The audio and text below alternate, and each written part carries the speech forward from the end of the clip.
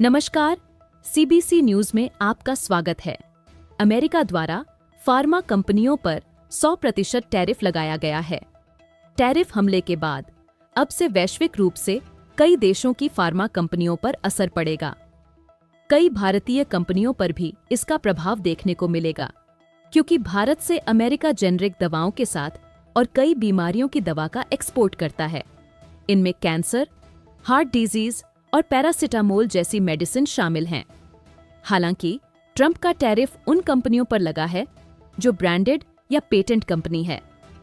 Bharat America को 45% generic और 15% biosimilar दवाएं सप्लाई करता है। 1 अक्टूबर से जब टैरिफ इंपोज होगा तो निर्यात में 20 से 30% गिरावट देखी जा सकती है। इससे दवाओं की बिक्री घटेगी और कंपनियों की कमाई पर सीधा असर पड़ेगा।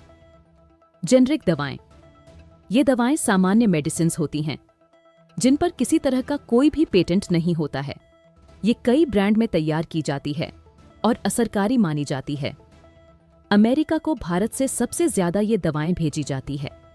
जेनेरिक दवाओं में hypertension, mental health, birth control, antibiotics, वजन घटाने वाली दवा, बुखार की दवा और हृदय रोग की दवाएं शामिल हैं। इनमें भी कई ब्रांड की जेनेरिक मेडिसिन को नुकसान झेलना पड़ सकता है। कैंसर की दवाएं, ये दवाएं कॉम्प्लेक्स जेनरिक्स दवाएं होती हैं। सन फार्मा जैसी भारतीय कंपनी अमेरिका को कैंसर और डायबिटीज की दवा भेजती है।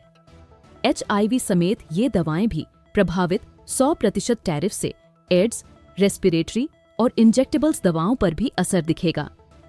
इन बीमारियों के लिए अमेरिका का 40% प्रिस्क्रिप्शन भारत पर निर्भर करता है।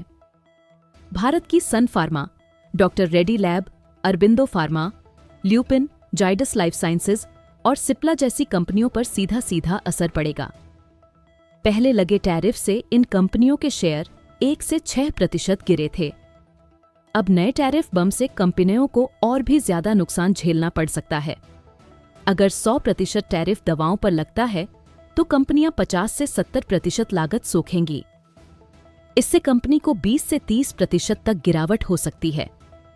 अमेरिकी खरीदार वियतनाम और बांग्लादेश की ओर रुख कर सकते हैं। इससे भारत का US शेयर 45% से घटकर 30% हो सकता है। तो जुड़े रहिए CBC न्यूज के साथ। धन्यवाद।